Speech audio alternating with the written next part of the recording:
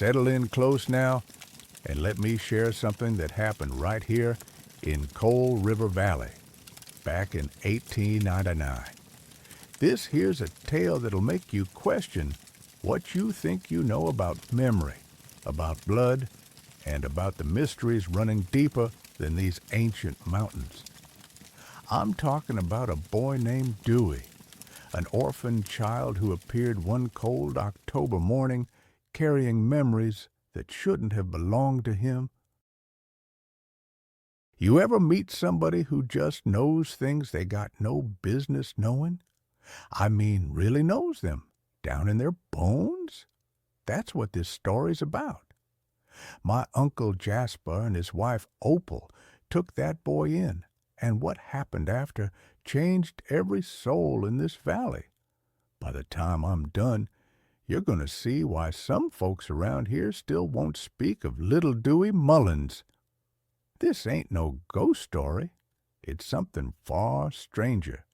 It's about connections we can't see, about love that don't die when the body does, and about a truth so powerful it shattered a whole community's understanding of what's possible. Where are you at right now, listening to this? Think about your own family, the people who came before you. You ever wonder what they passed down that you can't quite name? If this story speaks to you, hit that subscribe button, because I got more tales from these mountains that'll change how you see the world. Time I quit dancing around it. That October morning, a 7-year-old boy walked out of the fog carrying memories of people who'd been dead and buried 3 years before he ever drew his first breath.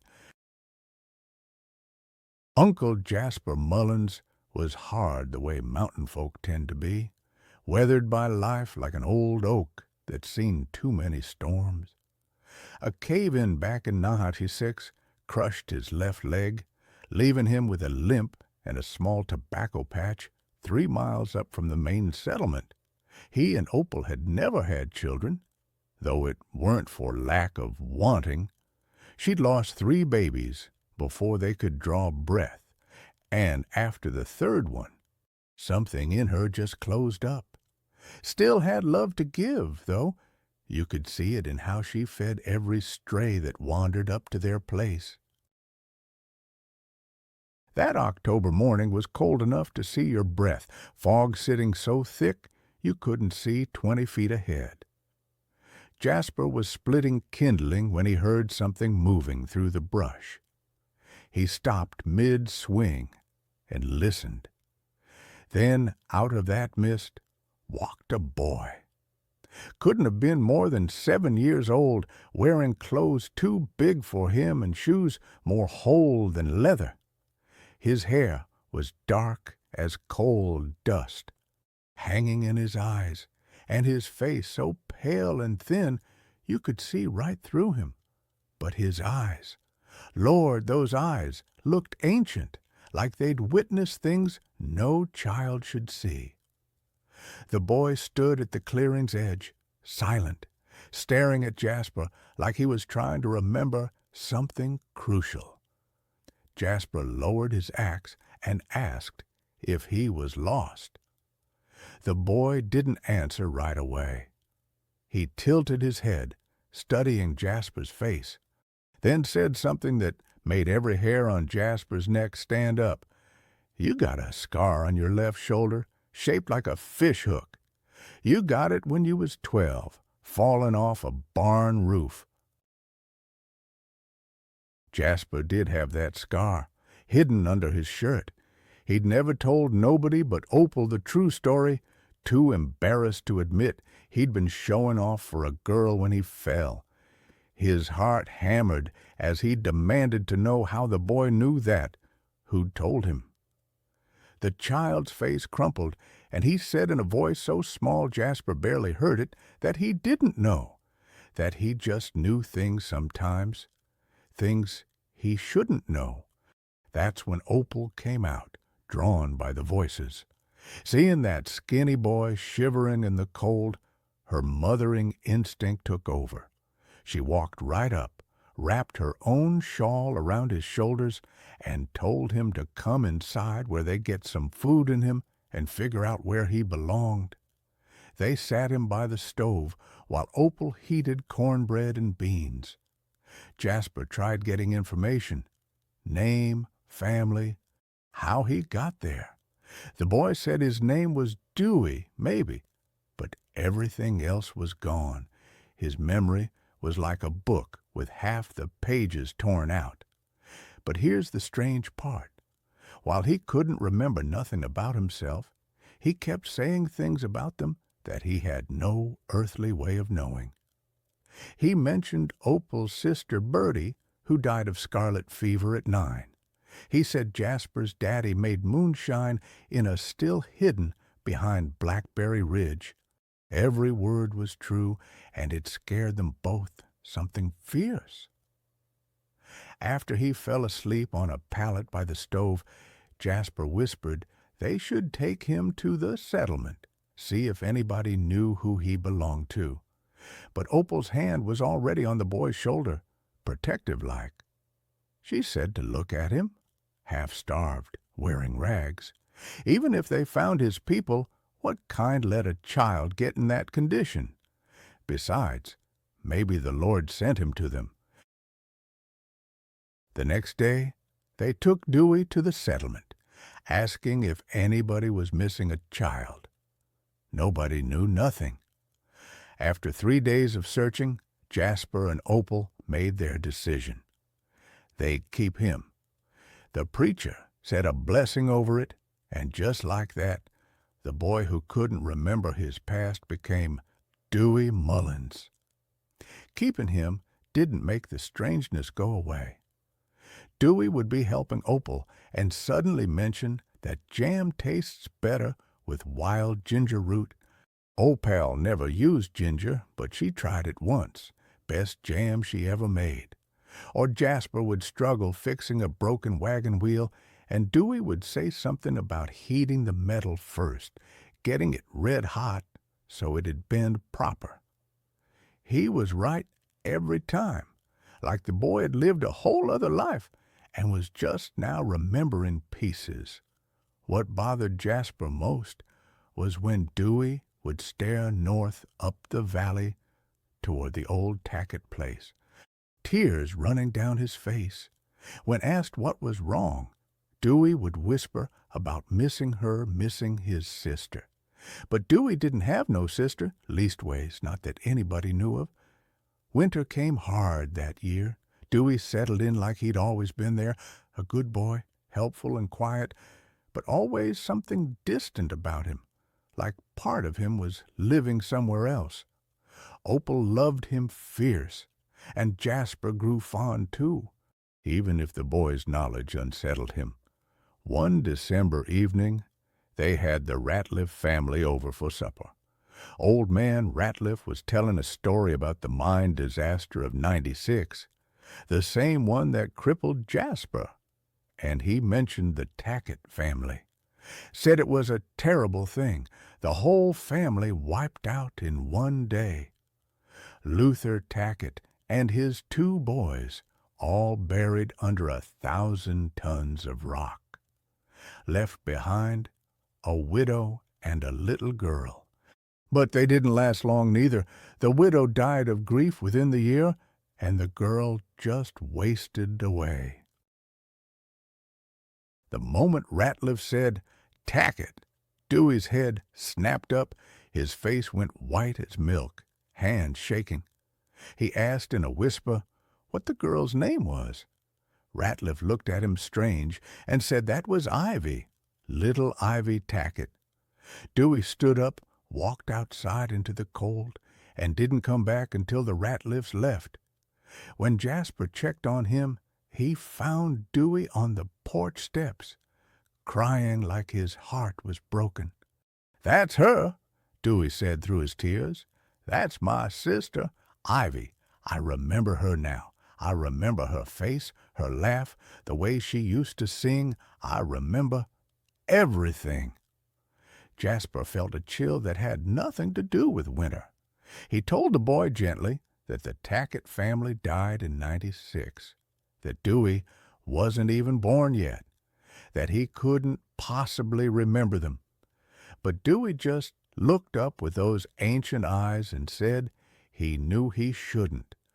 But he did. As winter gave way to spring of 1900, Dewey's obsession with the Tackett family intensified. He begged Jasper to take him to the old Tackett place, 15 miles up the valley. Jasper resisted.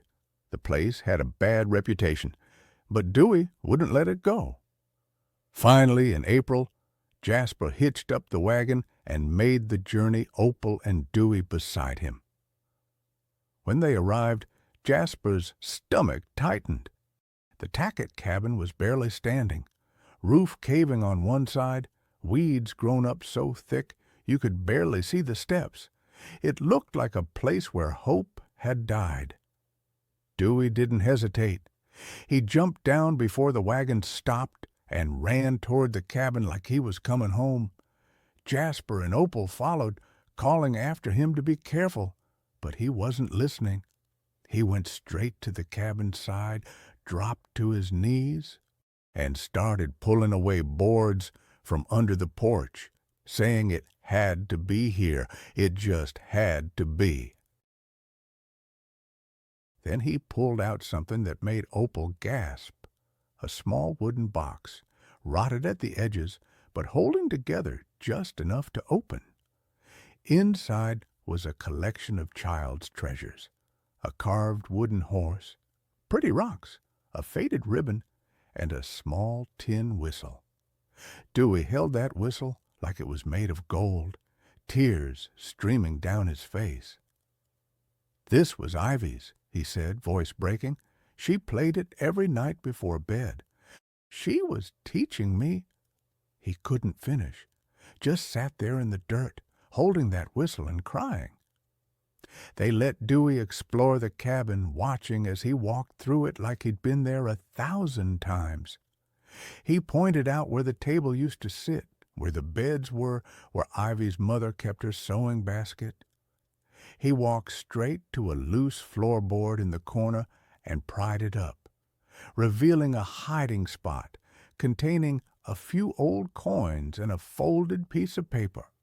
The paper was a drawing in a child's hand, showing a family, a man, a woman, 2 boys, and a little girl. At the bottom, in careful letters, "The Tackett Family, 1895. On the way back, Dewey was quiet, clutching that tin whistle. Jasper tried to understand what was happening, but Dewey just shook his head and said he didn't know how he knew, that it was like he'd lived it, like he'd been there.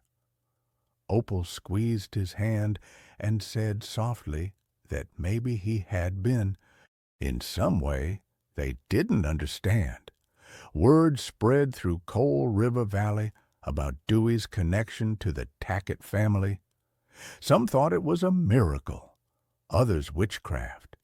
Still others thought the boy was a clever liar. The preacher came to visit, wanting to test him with questions about the Tacketts.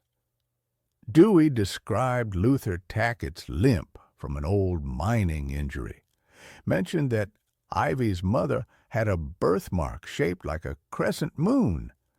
Every detail checked out. The preacher left scratching his head, saying he'd pray on it, but he told Jasper something before he went, that there was old stories about souls coming back, about memories passing through blood. He'd always thought they was just stories, but now he didn't know what to think. Summer came, and Dewey seemed to settle some. He still had his moments, times when he'd stare into nothing or wake crying from dreams he couldn't remember. But mostly he was just a normal boy, helping with chores, playing in the creek, learning to read from Opal's Bible. But there was one thing that worried Jasper. Every Sunday Dewey would walk to the little cemetery behind the church and sit by the Tackett graves for hours. Jasper followed once, staying hidden, and heard Dewey apologizing for not being there, for not being able to help them, but saying he remembered them now. He remembered all of them. Around this time, Jasper started digging on his own. He talked to old-timers who'd known the Tacketts, piecing together their story. What he learned made the mystery even deeper. The family had been happy, devoted to each other, until that terrible September day in '96, when the mine collapsed. But what stuck with Jasper was what happened after the men died. One old woman finally told him the full story. Nadine Tackett tried to hold on for Ivy's sake, but the grief was too much. She stopped eating, stopped talking, just sat staring at nothing. Ivy, only about 4 years old, tried to care for her mama.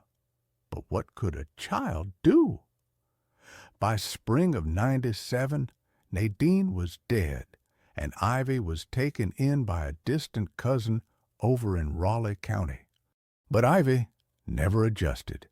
She cried for her family every night, refused to eat, got sicker and sicker. She died in fall of '97, just a year after her family was killed. The cousin said her last words were about wanting to go home, wanting to see them again. When Jasper heard that, something clicked, a terrible, impossible thought. Ivy Tackett died in fall of 1897. Dewey showed up at their cabin in October of 1899, exactly 2 years later. The timing made no sense for blood connection. But what if it wasn't about blood? One evening in late August, that impossible thought became real. They were sitting on the porch after supper, watching fireflies, when Dewey suddenly said, "I died once, you know." Jasper and Opal both froze. Jasper asked carefully what he meant. Dewey stared out at the darkening valley, his face peaceful. "I died. I was sick, and I was sad, and I just let go. But then I woke up again, and I was different.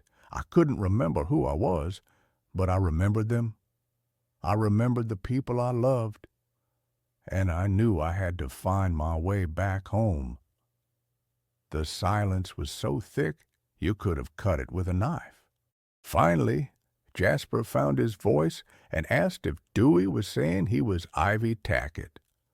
The boy turned to look at him and said he didn't know what he was, but he knew he'd loved them, knew he'd lost them, and knew he was supposed to be here with Jasper and Opal, learning to live again.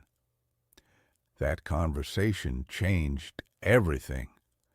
Jasper and Opal couldn't pretend anymore that Dewey was just an ordinary orphan with a strange gift. They was living with something beyond explanation. A boy who carried the soul, or the memories, or the love of a little girl who died grieving for her lost family. It should have scared them off, but it didn't. If anything, it made them love him more, because they understood now. Dewey had been given a second chance, and they'd been chosen to help him take it. Jasper started treating Dewey gentler, more patient. When Dewey would have his moments of sadness, Jasper wouldn't try to fix it. He'd just sit with him, let him feel what he needed to feel. And Opal started singing to him at night, old mountain songs that Nadine Tackett used to sing. Dewey's face would light up when he heard them, and he'd hum along like he'd known them all his life. The years passed, and Dewey grew. By the time he was 10, he'd stopped talking so much about the Tacketts, though he never forgot them. The memories settled into something quieter, something he carried instead of being carried by. He was becoming his own person, not Ivy, not just Dewey, but something in between. 2 years slipped by quiet-like, and then in spring of 1904, when Dewey was about 12. Something brought it all back to the surface. A traveling preacher came through Coal River Valley, claiming to have the gift of speaking to the dead. He set up a tent revival down by the settlement, and half the valley turned out. Jasper didn't hold with such things, but Opal wanted to go, and Dewey begged to come along. The preacher put on quite a show, calling out names of dead relatives, delivering messages from beyond. Jasper was about ready to leave, disgusted, when the preacher's eyes landed on Dewey. The tent got real quiet as the preacher walked over. He stared at Dewey for a long moment, his face going pale, then said in a shaky voice, "Boy, you got spirits clinging to you like moss on a tree. I see a man with coal dust on his hands, 2 young men standing behind him, and a woman with the saddest eyes I ever seen. They're all reaching for you, trying to tell you something." Dewey stood up, his whole body trembling, and asked what they was saying. The preacher closed his eyes and said they was thanking him for remembering, for carrying their love forward. And they was saying it was time to let go now, time for him to be free. Dewey broke down crying right there, and Jasper and Opal rushed to his side. They took him out of that tent, away from the staring eyes, and held him while he sobbed. He kept saying he didn't want to forget them, that if he let go, he'd forget them, and then they'd really be gone. But Opal said something that changed everything. "Honey, you ain't never gonna forget them. They're part of you now, woven into who you are. But you can't live their life for them. You got to live your own. That's what they want for you." And that's when the real truth hit Jasper. He'd been so focused on the mystery of how Dewey knew these things, he'd missed the why. It wasn't about reincarnation or ghosts. It was about love. Somehow, the love that little Ivy Tackett had for her family, a love so strong it survived death itself, had found its way into this boy. Maybe Dewey was Ivy reborn. Maybe he was just a child touched by her spirit. Or maybe there was some other explanation that human minds couldn't grasp. But it didn't matter. What mattered was that love had won. Love had refused to die, had found a way to continue, and had brought this boy to them so he could learn to live again. Jasper pulled Dewey close and told him to listen. "Son, you got a gift, a terrible, beautiful gift. You remember, love, most folks forget the moment the grave closes. But you can't live in the past. You honor those memories by making new ones, by loving the life you got now. That's how you keep the Tacketts alive, by living the kind of life they would have wanted for Ivy." Dewey looked up at him, face streaked with tears, and slowly nodded, saying he could do that. He could try. The next Sunday, Dewey went to the Tackett graves one last time, but this time he didn't sit and cry.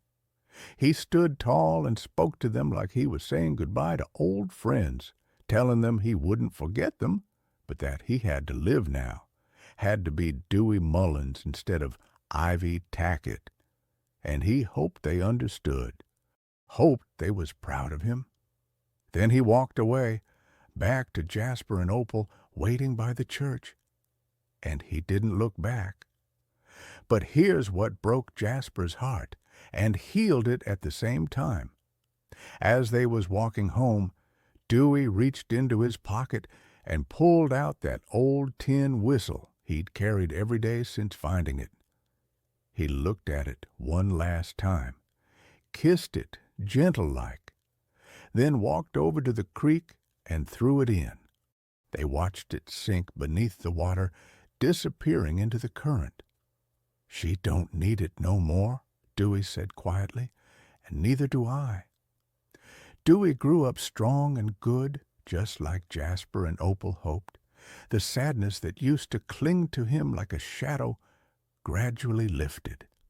He learned to laugh, to play, to dream about his own future instead of mourning someone else's past. By 16, he was working in the mines alongside Jasper and saving money to buy his own piece of land. He courted Lucille Ratliff, Old Man Ratliff's granddaughter, and they married when Dewey turned 19. They built a cabin just a mile down from Jasper and Opal's place, and within a few years they had 3 children, 2 boys and a girl. And you know what Dewey named that little girl? Ivy. Not to replace the Ivy who died, but to honor her, to keep the name alive in a new generation attached to new memories and new love. Jasper and Opal lived to see those grandchildren grow, and Opal used to say that boys saved them just as much as they saved him, that they'd been dying of loneliness, and he gave them a reason to live again. She was right. The 3 of them had healed each other, had become a family not through blood, but through something stronger. When his own children asked about his early memories, because, of course, the story had spread through the valley and become local legend, Dewey would just smile and say he'd been blessed to remember love that wasn't his, so he could learn how to love better in his own life. Jasper lived to be 73 years old, and on his deathbed, with Dewey holding his hand, he said something that stuck with everyone who heard it. "I spent years trying to figure out how you knew the things you knew, trying to solve the mystery. But I finally understood. It don't matter how. What matters is you taught me that love is stronger than death, that memory is a gift, and that family ain't always about blood. You taught me that some souls are meant to find each other no matter what. And I'm grateful, son. I'm grateful you found your way to us." Dewey buried Jasper on a hillside overlooking Cold River Valley, with Opal beside him when her time came a few years later. And not far from their graves, if you know where to look, you can still find the Tackett family plot. But now there's something else there, too. A small marker that Dewey placed with words he carved himself. "Remembered with love by those who came after. Your story lives on." I tell you all this because we forget sometimes that we're all connected. By blood, by community, by the stories we pass down. Dewey's story ain't just about one boy with strange memories. It's about how grief can be transformed into grace, and how love refuses to die even when everything else does. I knew Dewey Mullins myself. He was my uncle by marriage.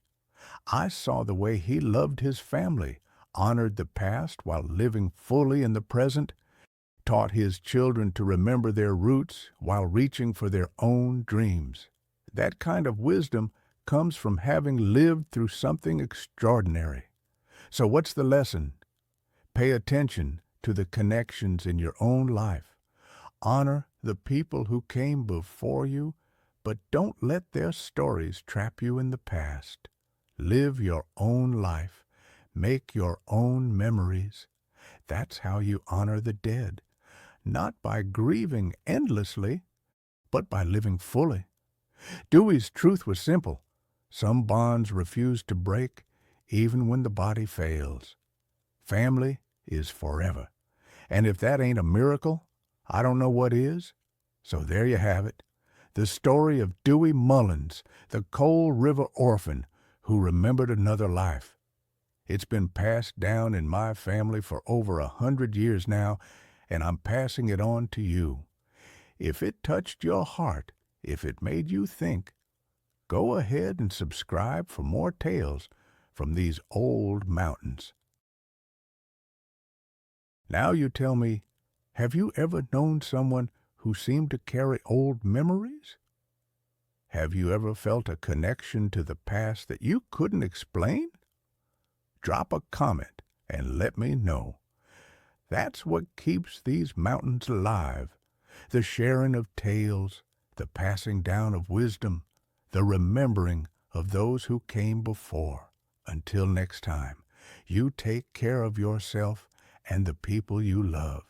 Remember where you come from, but don't forget to live where you are, and know that somewhere up in these hills, the spirit of folks like Dewey and Jasper and Opal is still watching over us, still reminding us that love is the strongest force in this world. God bless, and I'll talk to you soon.